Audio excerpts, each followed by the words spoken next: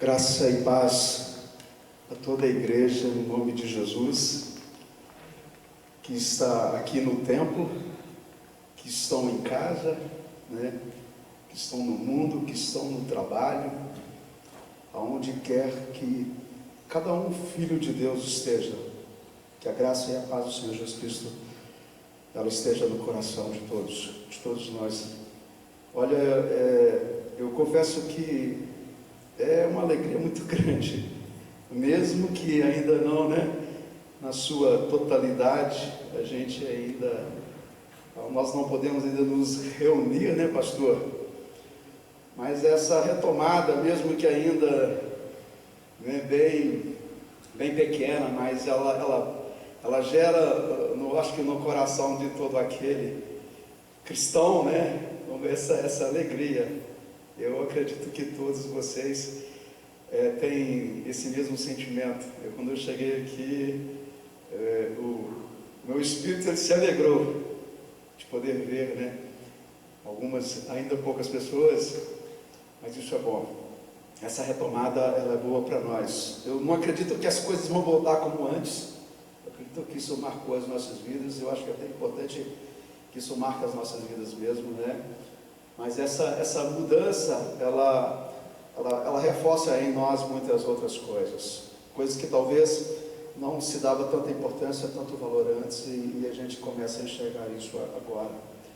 Eu gostaria de fazer o mesmo uso da primeira palavra que o pastor falou, e a irmã Jéssica também fez a mesma coisa, É engraçado que o Espírito Santo, ele comunica no nosso espírito, a mesma palavra, a mesma mensagem.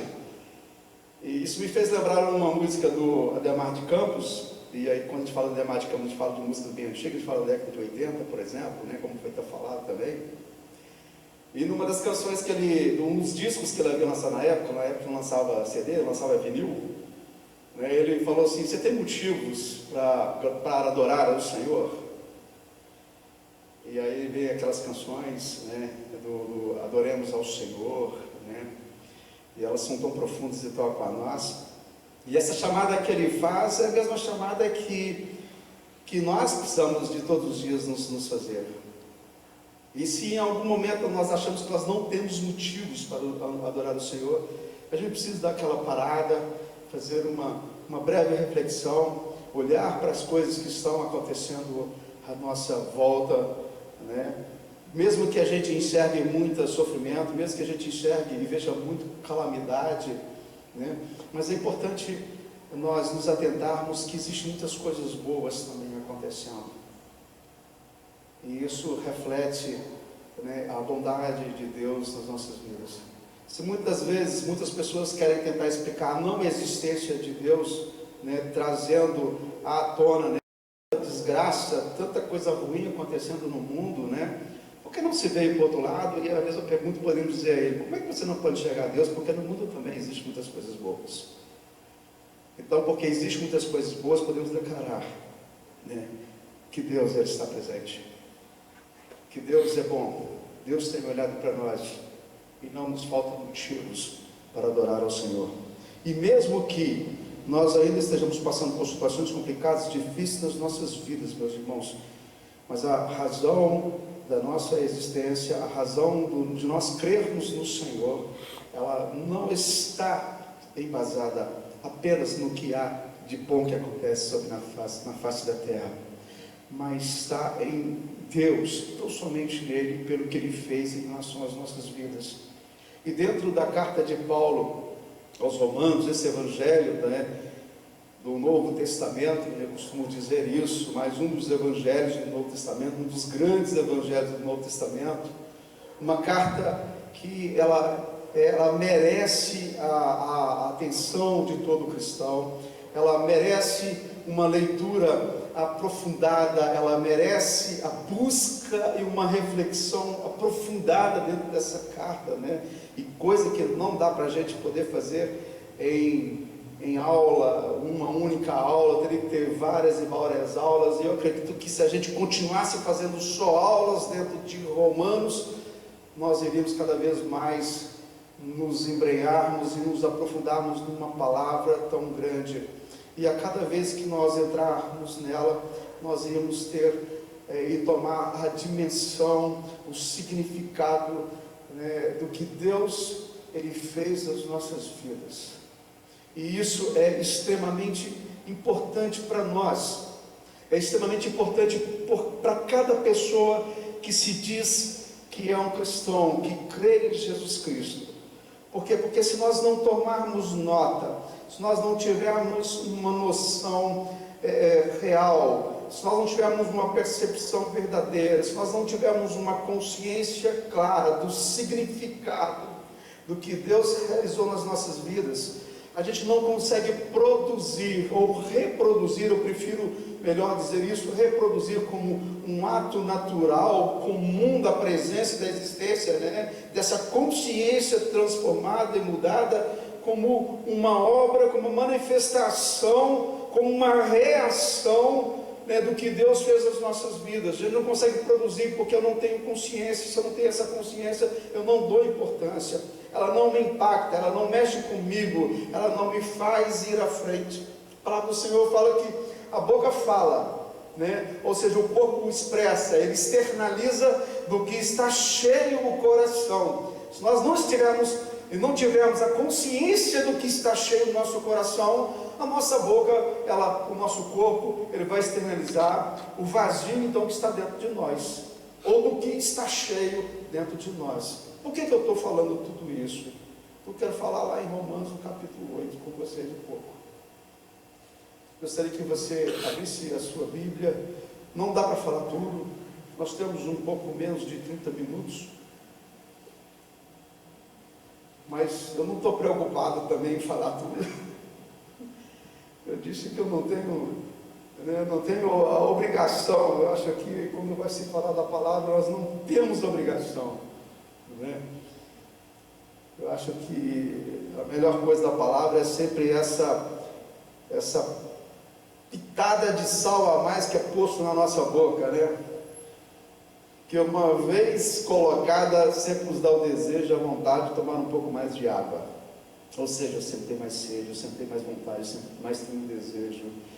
E assim as Escrituras, e precisa ser as Escrituras sagradas nas nossas vidas.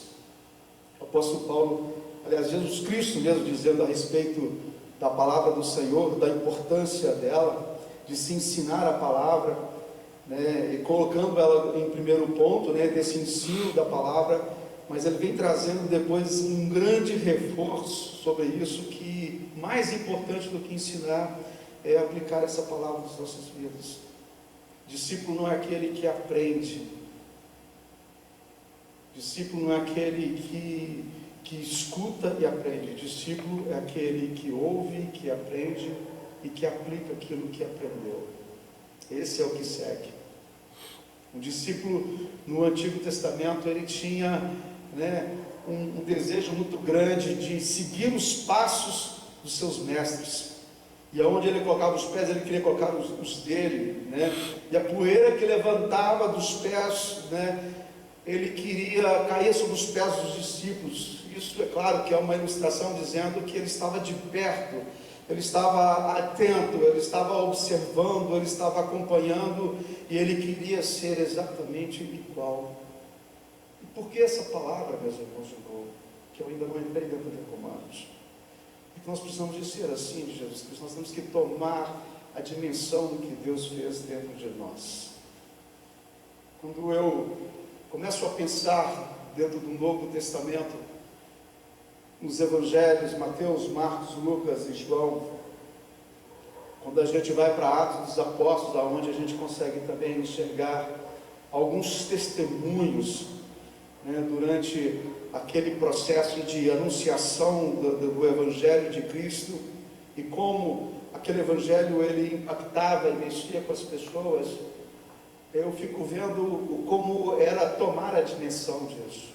Já ainda lá no Novo Testamento, eu já vejo isso na própria vida de Pedro, quando Jesus Cristo uma vez vira para os discípulos, para as pessoas que estavam à volta dele, e pergunta para eles, quando Jesus traz um dia uma palavra um pouco mais selecionadora, no sentido de que Muitas pessoas estavam buscando a Jesus Cristo não pelo verdadeiro propósito que Cristo de fato apresentava, mas pelo que Cristo estava fazendo, né? Muitos só queriam ser alimentados, muitos só queriam ser curados, muitos só estavam lá de Jesus Cristo por causa daquela teologia maravilhosa que ele trazia, que é muito mais do que a teologia, né? Aquele ensinamento curioso. Muitos seguiam a Jesus, mas não pelo propósito que Cristo de fato estava trazendo para eles. Jesus Cristo traz uma palavra e as pessoas começam a esvaziar o ambiente, ir embora, aquelas multidões que outrora estavam lá dentro não estavam mais. Mas ele se volta para os céus, ele se volta para os seus discípulos. É como se Jesus Cristo se voltasse para nós nos dias de hoje e nos perguntasse: e vocês não querem fazer o mesmo? A gente percebe a mudança na vida de Pedro, por exemplo, onde Pedro, ele não com muitas palavras, mas ele diz palavras tão fortes, tão profundas, né? Tão ponto de reflexão para as nossas vidas, onde ele fala assim: para onde é que a gente vai? Se é que houvesse um lugar, mas para quem eu vou, a quem eu procuro, a quem eu sigo, se somente o Senhor tem as palavras de vida eterna? A gente procurou, eu tenho certeza, nas nossas vidas, muitas coisas, em muitos lugares, em muitas pessoas, em muitas frases maravilhosas do mundo, em muitos discursos eloquentes e motivadores, mas a gente chegou no mesmo ponto em que nós nos encontrávamos antes, nos achávamos vazios e sem sentido nenhum. Mas Pedro diz: para quem eu vou? Só o Senhor tem. Eu não encontrei na religião judaica, eu não encontrei nos rabinos, eu não encontrei nos escribas, eu não encontrei na tradição judaica. Eu não preciso dizer com essas palavras, nós podemos dizer com as mesmas coisas.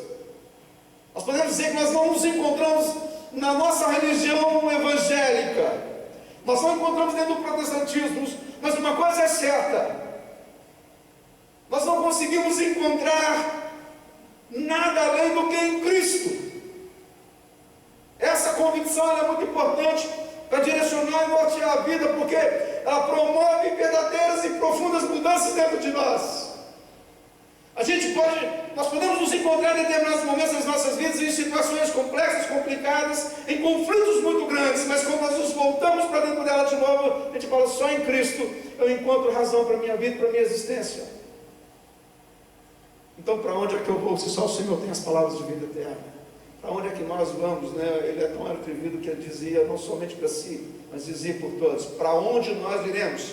E essa convicção, ela é muito importante.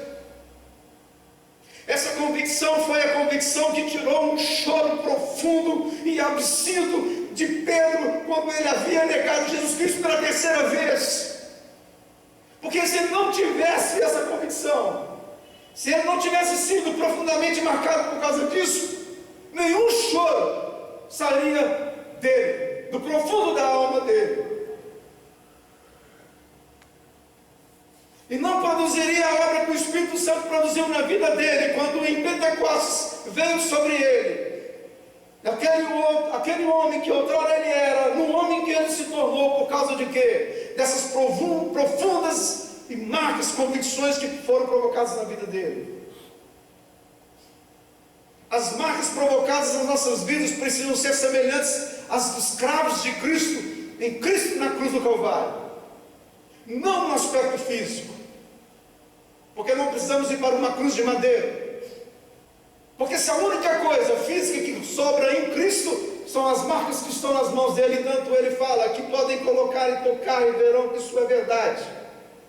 Mas as nossas vidas precisam ser profundamente marcadas por Cristo, ao ponto de que, ao ponto de qualquer um que pedir o testemunho dela, possamos dizer: Cristo transformou profundamente a minha vida, eu não consigo mais voltar atrás. Eu posso declarar: para quem eu vou, a quem eu procuro, se só Ele tem as palavras de vida eterna? Somente Ele tem as palavras de vida eterna.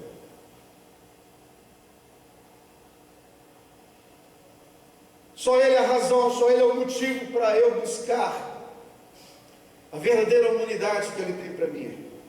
Pois Cristo foi para mim, e foi para nós, e foi para a humanidade, o perfeito e o primeiro homem, conforme Deus quis que nós, lá no início, em Adão tivéssemos sido, mas fomos incapazes e incompetentes de ser.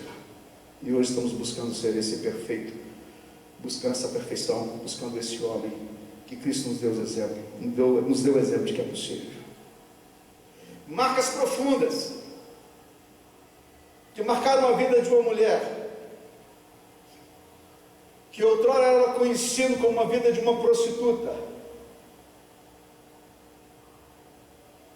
mas que isso pode ser aplicado às nossas vidas, até para se tirar muitos preconceitos, e o que muito se usa no meio, de que o pecado é isso, aquilo outro, mas talvez muitos de nós não pudéssemos ter vivido uma vida de prostituição, mas em alguma coisa nós vivemos que marcou profundamente nós. Às vezes vivemos uma vida que foi uma vida injusta em relação aos negócios, uma vida de muita mentira, uma vida de muito engano, uma vida de muita intriga, às vezes uma vida de roubo, uma vida de prostituição, uma vida seja lá como feita, que é feita e que é caracterizada como pecado. Mas aquela mulher, no dia que ela encontra Jesus Cristo, e Cristo demonstra em relação a ela o grande amor e propósito e intenções da vida dela, aquela mulher se torna uma seguidora de Jesus Cristo, tem a sua vida profundamente marcada, porque as suas convicções a norteavam todos os dias, e ela percebeu então que não tinha um outro tipo de vida que ela pudesse viver, senão aquela que fora apresentada por Jesus Cristo a ela. E isto é verdade, porque quando Jesus Cristo havia ressuscitado e ela foi ao túmulo de Jesus Cristo, junto com Maria, o que ela fala? Que Jesus Cristo se encontra com ela, mas ela não havia identificado Jesus Cristo ainda. Mas quando Jesus Cristo a chama pelo nome, ela lembra: tu és o mestre. Ela se lembra dele. Por causa de quê? Por causa das profundas convicções que nortearam e mudaram a vida dela. E aí vai, meus irmãos, na história de muitos homens das Escrituras Sagradas, muitos homens da história que nós conhecemos, e na vida de muitos homens e mulheres, dos quais nós nunca tomamos e nem vamos tomar conhecimento na vida, espalhados ao longo da história da humanidade pós Jesus Cristo, e que foram profundamente tocados e transformados pelas fortes convicções que eles tiveram na vida deles, e foram suficientes para transformar outras vidas também. E lá em Romanos, no capítulo 8, remontando um pouco de algumas partes das Escrituras Sagradas, se outrora abundou em nós o pecado, e o pecado nas nossas vidas, ele gerou o que? Toda sorte de morte, não é verdade? Morte por meio de quê? Morte por causa das nossas obras, morte por causa das nossas palavras, da nossa postura, do nosso comportamento, da infelicidade, da tristeza, de dores, e aí vai todo tipo de morte, porque o salário do pecado é a morte, mas o dom gratuito de Deus é vida eterna em Cristo Jesus. Se outrora isso abundou nas nossas vidas, gerou mais nas nossas vidas, nós produzimos frutos, e o resultado disso, meus irmãos, nós como cristãos precisamos tomar a consciência, começando agora lá no capítulo 8, onde ele fala agora. Ele fala agora por quê? Porque se a gente remontar alguns versículos antes, no capítulo 7, que foi dado em aulas anteriores, onde no desespero da alma humana, naquele lugar, naquele labirinto onde eu falo, eu não tenho saída, eu não vejo mais nenhuma alternativa, ele usa a palavra no versículo 24 do capítulo 7, ele fala: desventurado homem que sou, quem vai me livrar do corpo então desta morte? Quem vai me livrar então desse corpo, deste pecado? Ele logo responde: mas graças a Deus por Jesus Cristo, o nosso Senhor, de maneira que eu, de mim mesmo, com a mente, eu sou escravo da lei de Deus, mas segundo a carne, da lei do pecado. Mas graças ao Senhor, na minha mente, eu sou escravo de Deus, da lei de Deus. E o que ela gera no meu e no seu coração? Ele não está falando da lei de Moisés aqui, mas ele fala de um novo princípio, ele fala de um novo direcionamento, ele fala de uma nova ordem, de uma nova norma dada às nossas vidas, que começa exatamente no capítulo 8. Ele fala assim: mas agora, se antes eu me achava desventurado, porque eu não achava uma saída para a minha vida, agora eu acho que já nenhuma condenação ela existe, nenhuma condenação há para todos aqueles que estão em Cristo Jesus. Já não há condenação. Eu quero pegar a palavra do pastor e da irmã. Quando você levanta pela manhã, o que vem ao seu coração?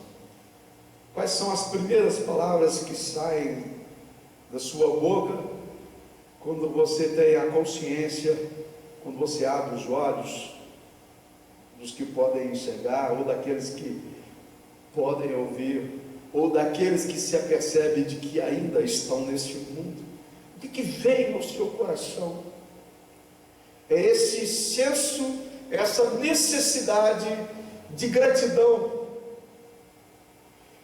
mas não uma gratidão de simplesmente poder abrir os olhos para mais um dia da vida, porque lamentavelmente existem pessoas que não querem abrir os olhos, existem pessoas que não querem mais viver, existem pessoas que olham para o mundo e falam: não vejo mais nesse mundo nenhum sentido. Não porque não existe, mas porque lamentavelmente ele não conseguiu encontrar o que essa palavra aqui traz.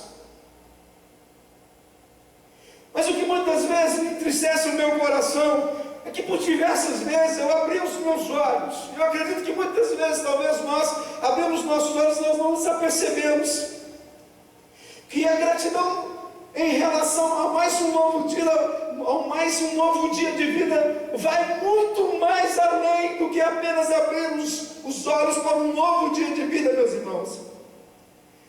É parar, porque nós abrimos nossos olhos e além disso, além do fôlego de vida, existe algo muito mais pelo qual nós devemos agradecer. Porque quando tomamos consciência dessa palavra, como alguns exemplos que eu dei, algumas pessoas não tinham mais sentido para a existência. Porque o salário que existia na minha vida, ele só me reportava a morte que estava acontecendo e a morte final que me esperava. Naquele modo, naquele estilo de vida em que eu queria viver e existir sem a presença de Deus. Mas agora ele diz que não em mim, mas em Cristo, já não existe mais nenhuma condenação. Se antes a condenação estava imputada sobre a minha vida, estava imputada sobre a vida, estava imputada sobre a raça humana, sobre a humanidade como um todo, por causa do pecado, que foi evidenciado por causa da lei. Agora em Cristo, no que Cristo fez, resumido parte de Romanos, o que Cristo fez por mim, Deus trata e considera isso como a justiça suficiente para que fosse resgatado e fosse dado a vida que um dia eu nunca havia experimentado. E por causa dessa vida, ele disse que nenhuma condenação há em mim. Nenhuma condenação há em você. Não há sobre você uma condenação que vai te levar hoje mais para a morte. Há sobre nós um espírito de vida. Assim como Cristo ressuscitou, nós também ressuscitaremos um dia para uma vida plena. E aí, aquela desventurança do homem, onde ele ainda se achava, que preso a este corpo, na lei desse corpo, que era a lei do pecado que estava imputada sobre ele, nós viveremos depois em totalidade, já somos e viveremos em totalidade, livre ainda desses medos, dessas preocupações. Por que é importante nós pensarmos nisso? Nós só podemos reproduzir nas nossas vidas aquilo que mais forte está dentro de nós. Se nós ainda nos sentirmos escravos da lei do pecado, nós não conseguiremos reproduzir toda a vida que Deus tem para nós. Mas se quando nós levantamos, quando nós abrimos nossos olhos todas as manhãs, no meu caso, meus irmãos, eu só abro os meus olhos à noite, tá? Porque eu trabalho à noite, então funciona um pouco diferente de vocês. O meu ritmo é diferenciado. Eu abro os meus olhos em momentos, né? Abro de dia, abro de noite, eu não sei mais nem como eu funciono direito, para ser sincero, entendeu? Até hoje eu tenho 4 anos, estou tentando, né, descobrir um pouco como é que eu funciono direito nesse meu novo ritmo. Mas Deus tem me ajudado. Mas cada vez que nós abrimos nossos olhos, tenha no seu coração que você não é mais um condenado. Muitas pessoas, quando presas mesmo em cadeias, né, ou que viveram por muito tempo escravizadas, isso no passado, se bem que a gente quando fala disso, né, a gente não conhece todo esse mundo, e às vezes a gente ouve notícias ainda de situações como essa acontecendo. Quando essas pessoas se veem livres, uma das grandes dificuldades que os homens têm quando se veem livres, sabe o que é? É como viver livre. Mas o mais engraçado, intrigante, para dizer melhor, é que muitas pessoas não entendem o Evangelho de Cristo, muitas das vezes a palavra. Alguns acham que a liberdade que nos é dada pela graça de Deus, como também foi tratada já dentro de Romanos, é a liberdade que foi me dada então para eu fazer o que eu quiser, e não tem problema nenhum que depois, né, já que eu estou livre de toda a condenação, eu posso aprontar, deitar e rolar nessa vida e depois está tudo muito bem. Mas não é esse tipo de vida. E não é isso que a graça que é apresentada nas Escrituras Sagradas e que está em Cristo Jesus produz verdadeiramente na vida de um cristão. Porque ao contrário, ela produz em nós uma consciência, uma responsabilidade muito grande de que nós precisamos cada vez mais buscarmos sermos livres, né, daquela velha natureza que insiste a gerar em nós essa desventurança de quem é que vai me livrar desse corpo de pecado. Essa graça, ela produz algo diferente, mas é a consciência de que nenhuma condenação está em nós que produz isso. Então, muitos homens, quando livres por Cristo, estando em Cristo, e Cristo estando neles, muitos homens ainda não entenderam, e não se livraram totalmente dessas coisas do passado. Aquele antigo desejo de ser livre, querer se afastar de Deus para fazer todas as coisas, na verdade o fez escravo. Agora, estando em Deus, e de fato nós temos a verdadeira liberdade, muitas vezes muitos cristãos ainda não se aperceberam disso, e não conseguem reproduzir na sua vida frutos decorrentes disso. E de Romanos, capítulo 8, versículo 1 até o versículo 17, tem 7 palavras de uma obra que é produzida nas nossas vidas, ou de grandes obras que são produzidas nas nossas vidas por meio do Espírito Santo de Deus, que nos foi dado, que nos foi concedido, nessa justiça de Deus, que graciosamente foi derramado sobre as nossas vidas. E nós não iremos ler todos. No versículo 15, a palavra fala que Ele é um espírito de adoção.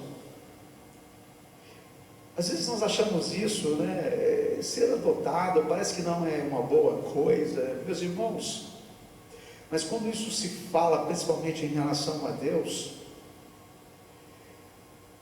Cristo, Ele é o primeiro filho.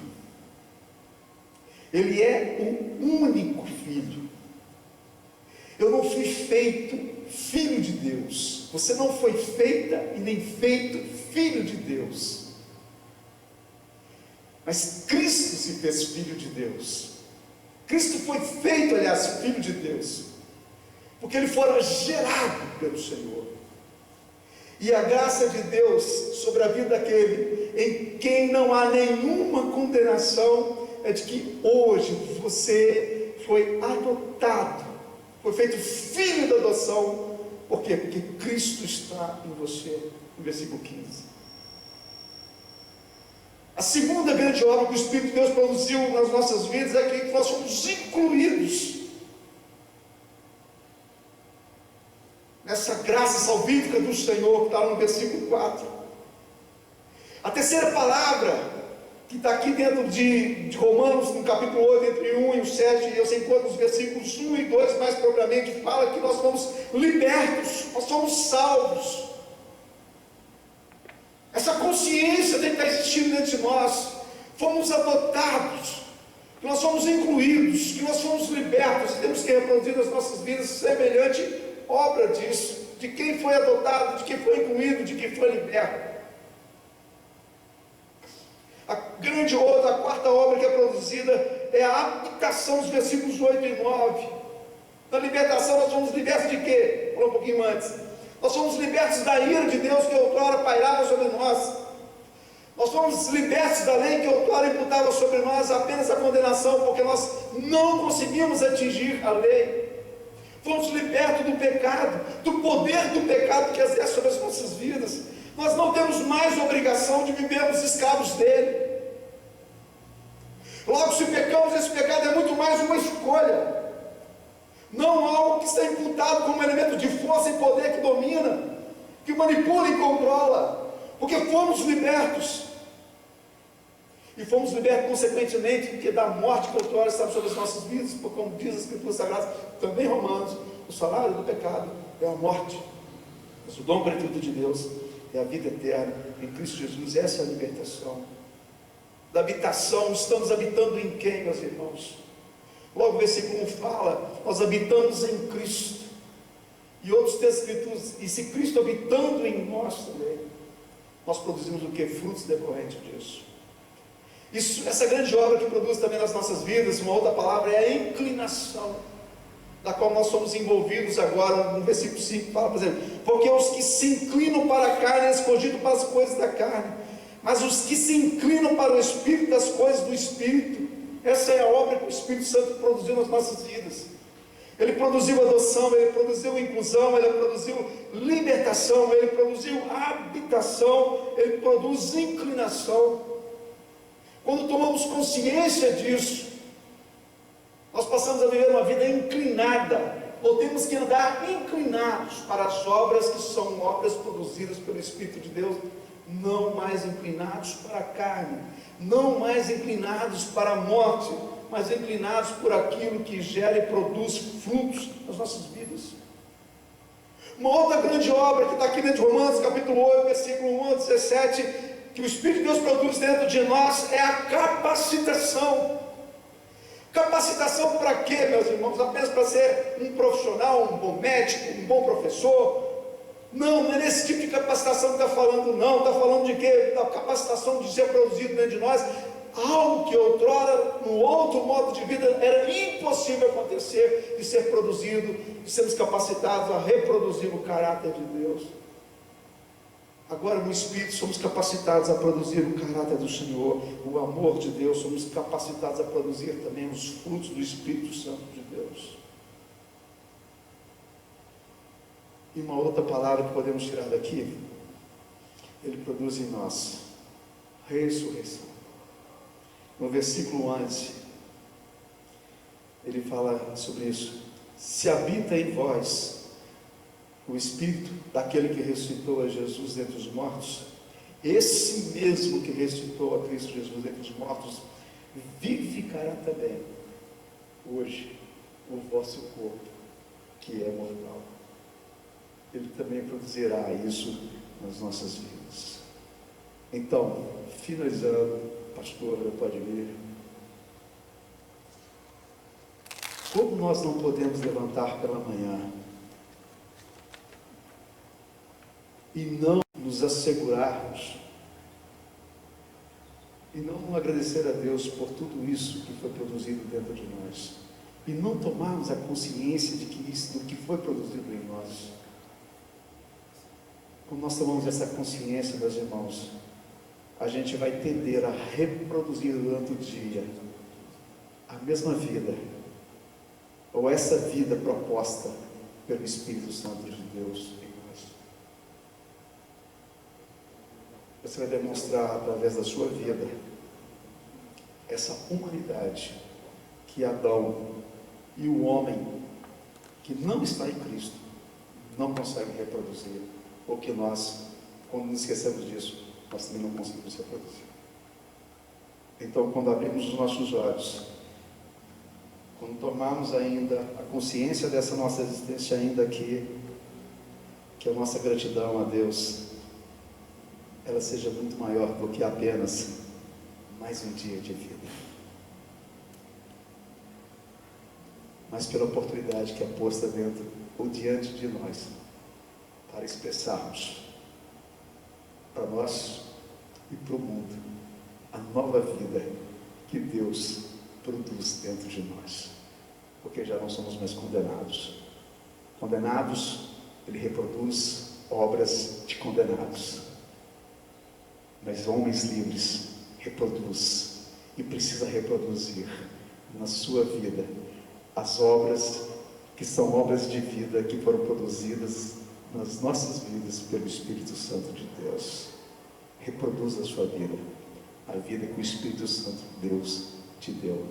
Reproduza na vida daquele que está do seu lado a vida que o Espírito Santo de Deus, porque eu volto a declarar e afirmar: nenhuma condenação há para aqueles que estão em Cristo Jesus.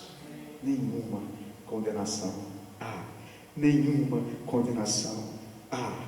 Nenhuma condenação há. Graças a Deus. Graças a Deus por isso. Graças a Deus por isso. Que Deus te abençoe. Que o Espírito Santo de Deus fale profundamente a sua vida.